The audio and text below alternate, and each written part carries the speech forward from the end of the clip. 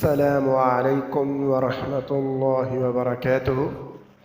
جب کوئی انسان قبرستان میں جائے تو یہ دعا پڑھے: السلام علیکم یا اہل القبور یغفر اللہ لنا ولکم انتم سلفنا وَنَحْنُ بِالْأَثَرِ۔